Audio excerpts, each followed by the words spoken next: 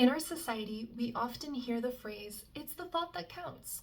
However, I want to offer an alternative perspective to that. I think we can do better. Oftentimes, our intentions are good, right? I think in general, we all believe we're good people. Maybe there's a few viewers out there that genuinely think they're a bad person, but that might just be an issue of self-worth. I'm a bad person. But do you intentionally try to hurt people? Do you have a desire to frustrate people and make them angry and ruin their lives?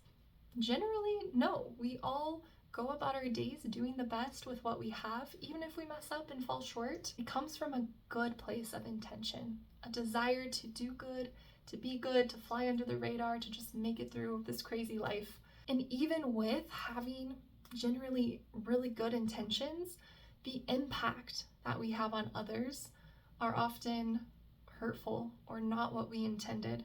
And I think that's where a lot of miscommunication happens, right? Where we say something with good intentions and it lands on the other person wrong and they are hurt by it. And when they are brave enough to confront and to clarify and bring that up to you, then you're able to rectify that. And when someone is brave enough to say, "Ouch, that really hurt," our response is often, "Well, I didn't mean it to. I didn't mean to hurt you. That wasn't my intention at all." And I think that it's so important to start recognizing how we impact other people and not hide behind an excuse of, "Well, it wasn't my intention, so don't hold me accountable. It's your fault if you read it wrong." Intention and impact are very different things. Even with the purest of intentions, we should still try to improve our impact on other people. A great analogy of this involves chocolate cake. So if you are hungry and want to eat some chocolate cake, you can get some after this video. So in this analogy, I am presenting you with chocolate cake. Next to the plate, or sitting on the side of the plate, is a fork. And so I have this chocolate cake and my intention is for you to eat chocolate cake. That's what I want. My intention is to give you the chocolate cake and for you to enjoy it. However, how I deliver it to you is going to matter a lot. And so in the first case, I'm gonna say, "Hey, come on over here. I have some chocolate cake for you." I'm holding this plate. And so you come running up to me and I take the chocolate cake and smash it in your face. "You got the chocolate cake. You can taste it. It's very chocolatey, right?" Yeah, but that impact was maybe not quite what you were expecting. It was a little bit too in the face for you, right? Like, okay, now I'm a mess. Now I can't eat it bite by bite and enjoy it. Like, it's a mess. What the heck? It's such a different impact if I hand you the plate and say, "Here's some chocolate cake. Here's a fork to go with it. Enjoy it at your own pace." And you're able to eat it bite by bite and not make a huge mess. And both times, you got the chocolate cake. The message got delivered, but how that message was delivered, the impact of the message was completely different. And so my intent of giving you the chocolate cake is a good intent.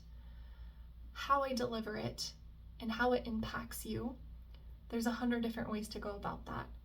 You know, I can shove it in your face, or I can accidentally drop it at your feet and it lands on your shoes. I can give it to you with a spoon. I can give it to you with a fork. I can give you slices of chocolate cake and, you know, one after the other. As you finish the first slice, I give you another slice, or I give you the whole cake all at once. There's so many ways to do that. And how that relates to communication is the way we say it truly does matter, and we have so much influence over the impact that we have. As we are more intentional and recognize, become self-aware, what impact am I having on this person? I want them to know that there is a boundary that they're crossing, but that I still love them. How do I go about that? What's my tone? Is my tone anxious, nervous, fearful? Am I scared? Am I tense? "Hey, you're crossing a boundary and it's not okay." Or am I, okay, relax my shoulders, soften my tone of voice, create warmth in my expression. "Hey, I really enjoy spending time with you, and I just wanted you to be aware sometimes this happens, and I just want you to know so that we can have a better relationship. I'd really appreciate if maybe this happened instead. So the impact that we have is also so influential in how they accept it. And so yes, we can't control the other person's response, but we can definitely influence it by our tone of voice and our body language and the impact that we give.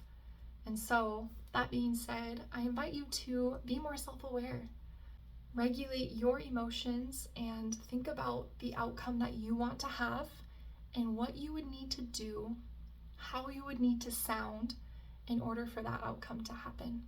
And that can help you to be more successful in your life in general and in your relationships with other people.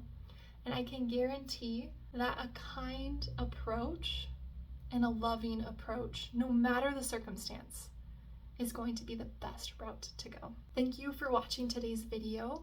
I really hope that you learned something new about yourself, that you've learned a way for you to work on yourself, to have a better impact on those around you. And I invite you to do it, to start today, to make small changes in your tone of voice or your expression, to remove judgment or criticism from your vocabulary, and to focus more on the impact that is aligned with your intent. Because I truly believe you have a pure heart and pure intentions. I truly believe that you are a good person. And we all just need a little help and a little accountability to magnify and elevate that.